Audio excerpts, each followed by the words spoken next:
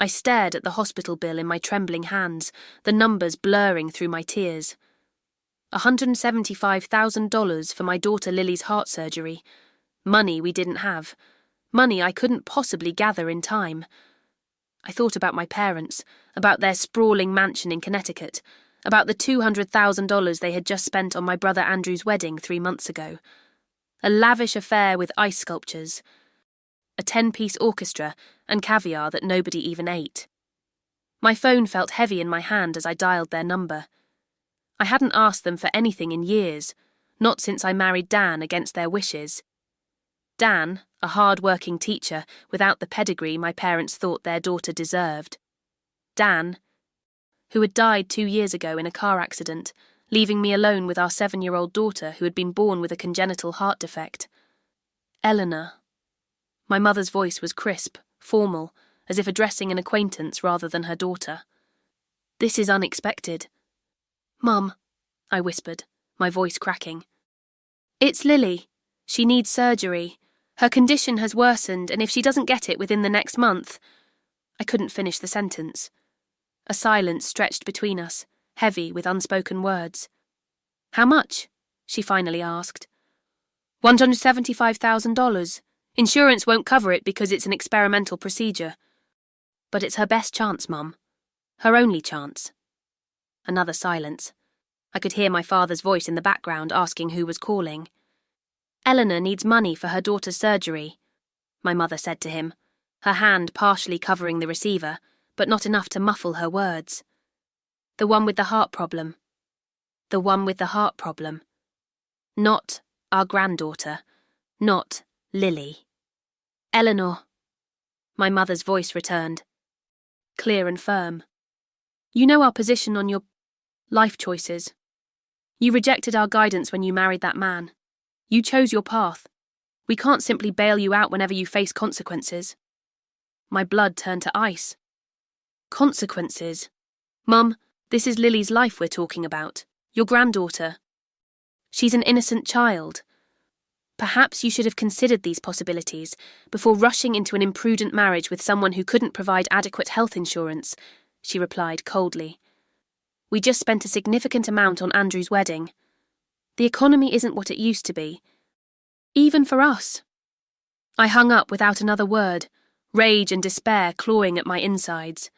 Andrew and his bride, Vanessa, had received a wedding that cost more than my house, more than my daughter's life, apparently. I looked at Lily sleeping in her hospital bed, her chest rising and falling with effort, her skin too pale, dark circles under her eyes. My beautiful, brave little girl, who loved butterflies and wanted to be a veterinarian. Who was I to tell her that her grandparents valued a single day of celebration over her entire future?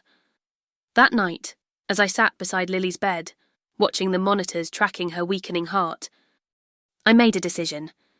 I had always been the good daughter, the one who followed rules, who didn't make waves, who tried to please everyone even when I finally stood up for myself by marrying Dan.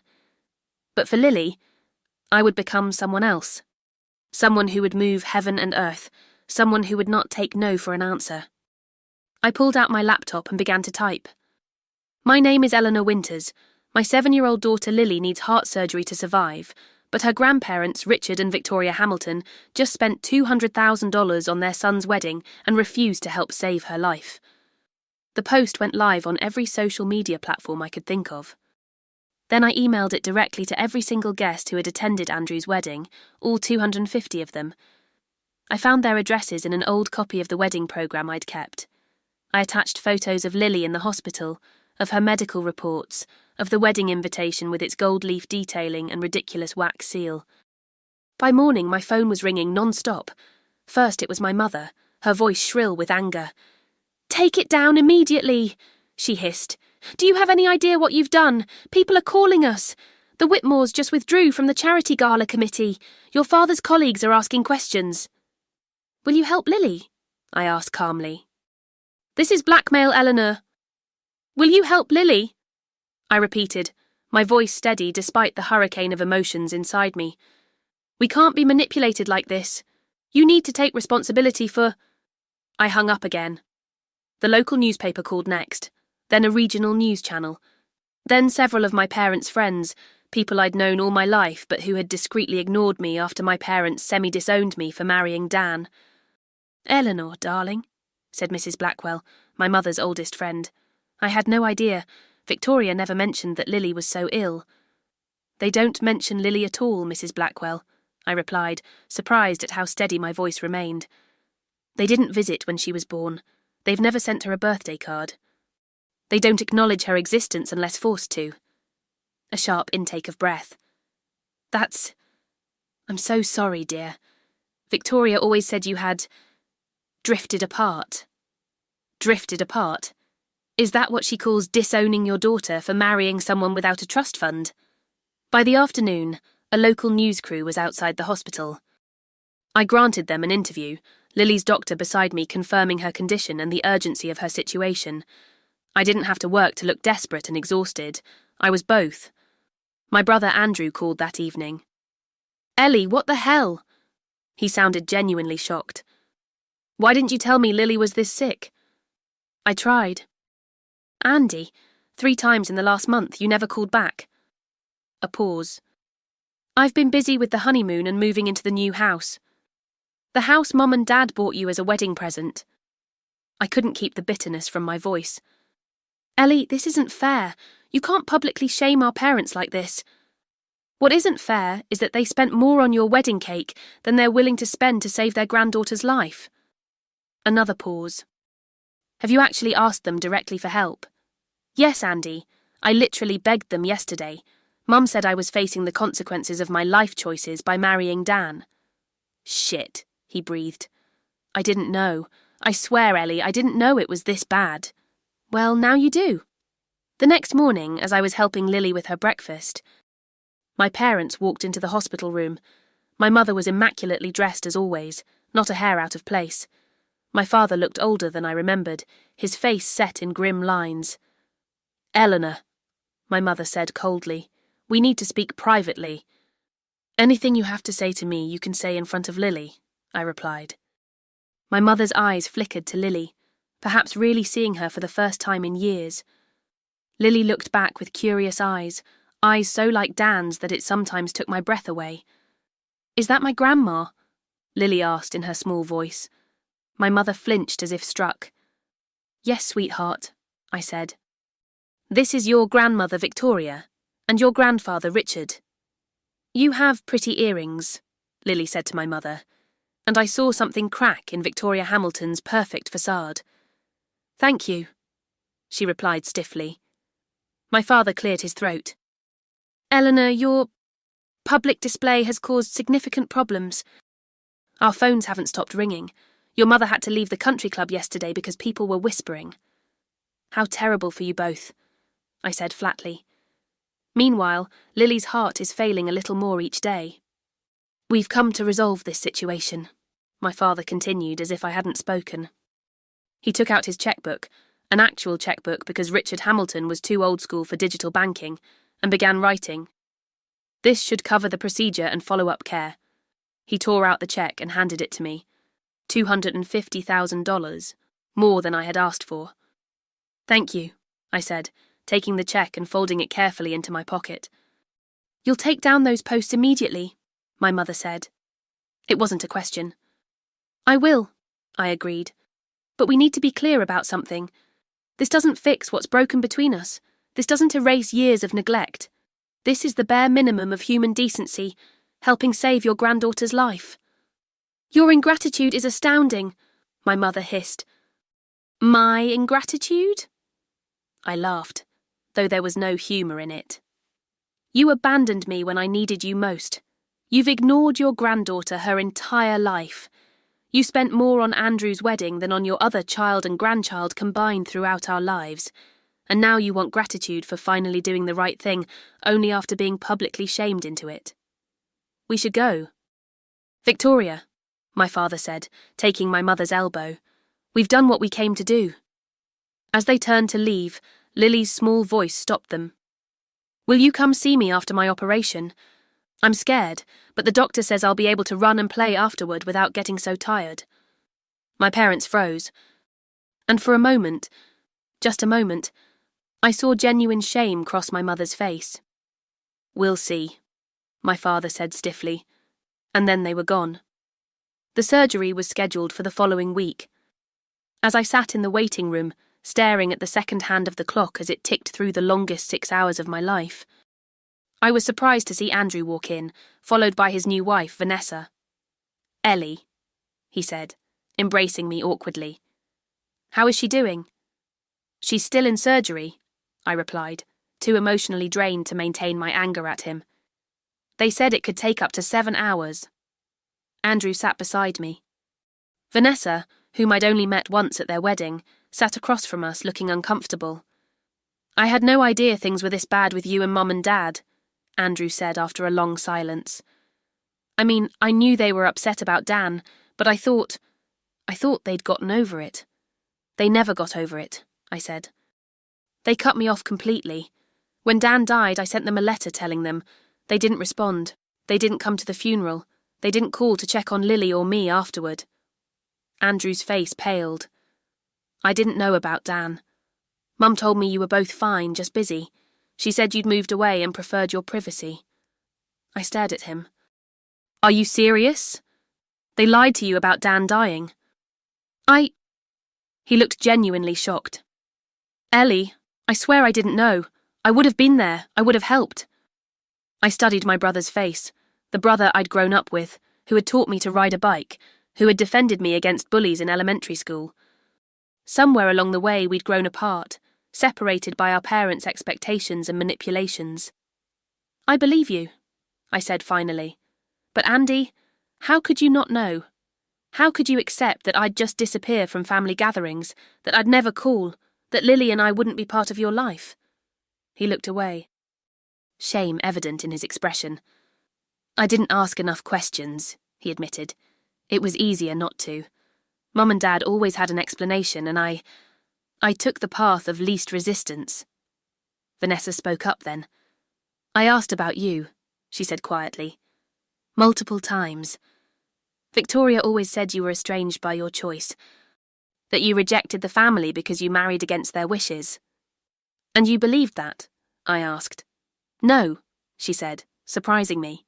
"Not entirely, but it wasn't my place to push. I'm sorry, Eleanor. I should have tried harder to reach out directly." The hours crept by.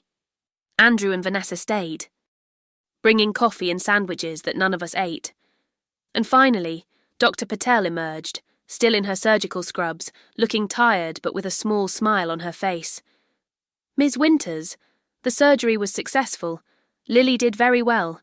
Her heart is responding beautifully to the repair. The relief was so intense I nearly collapsed." Andrew caught my arm, steadying me. "Can I see her?" I asked. "She's in recovery now. Give us about 30 minutes to get her settled in the ICU and then you can go in. Just one person at first," Dr. Patel explained. As I sat by Lily's bedside that night, watching her chest rise and fall, easier now, stronger, I thought about everything that had happened.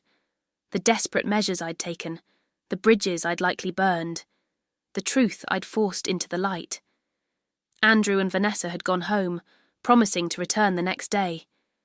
They'd offered to help with anything I needed during Lily's recovery, a small rekindling of family. Perhaps. My phone buzzed with a text message. It was from my father. "Your mother and I will visit tomorrow afternoon if that's acceptable." No emotion, no indication of what had changed their minds, but it was something, a crack in the wall they'd built. I typed back, "Lily would like that." Over the next few weeks, as Lily recovered with the remarkable resilience only children seem to possess, my parents visited 3 more times.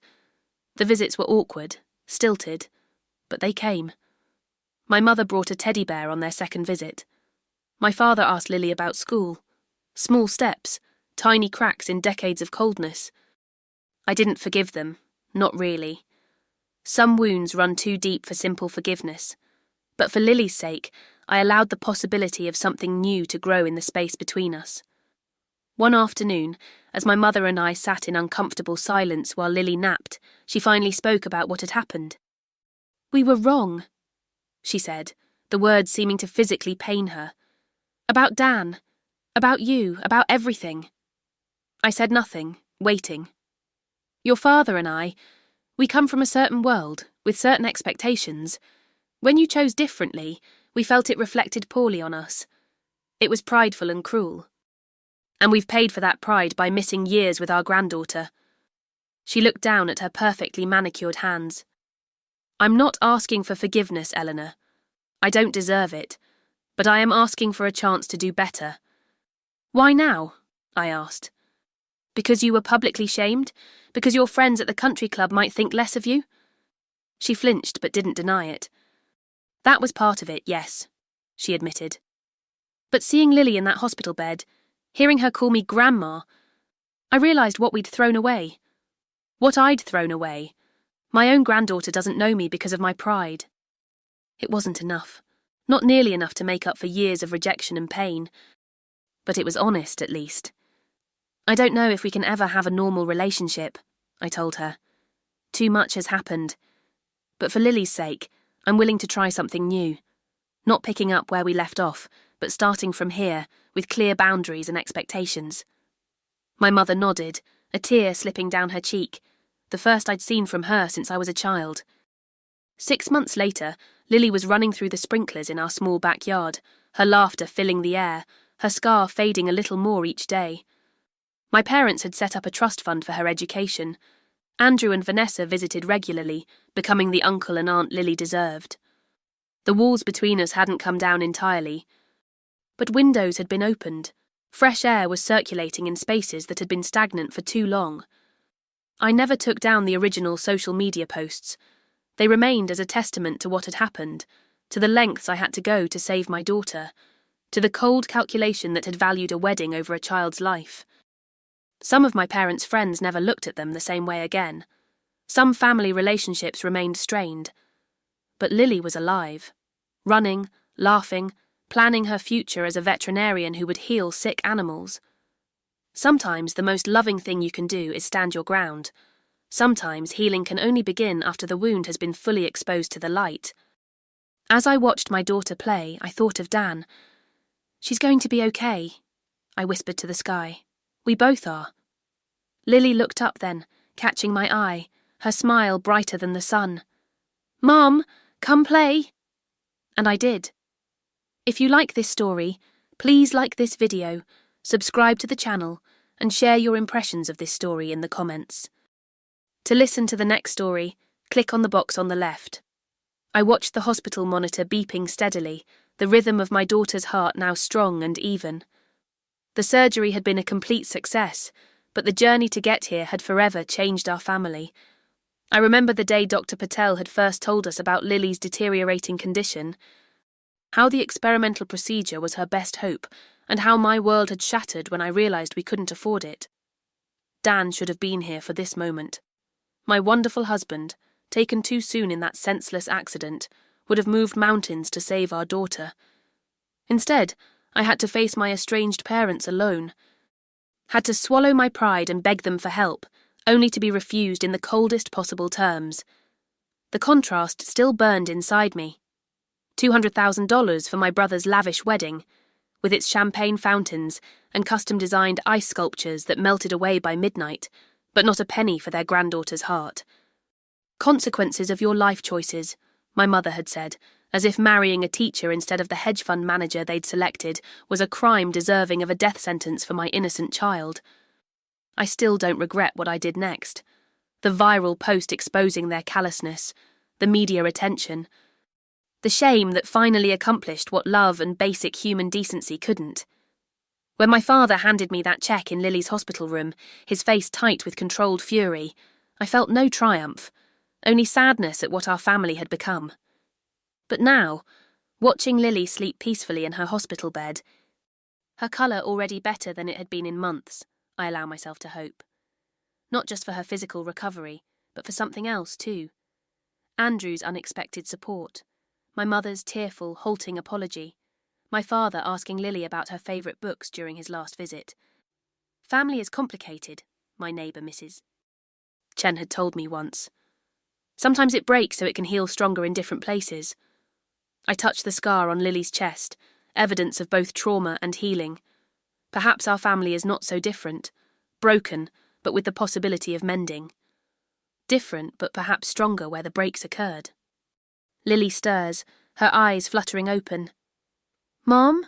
she whispers, reaching for my hand. "Is Grandma coming today?" "Yes, sweetheart," I say, squeezing her small fingers gently. "She's bringing that puzzle book you like." My daughter smiles, and in that moment, I know that whatever happens next, we've already won the battle that matters most. If you like this story, please like this video, subscribe to the channel, and share your impressions of this story in the comments. To listen to the next story, click on the box on the left.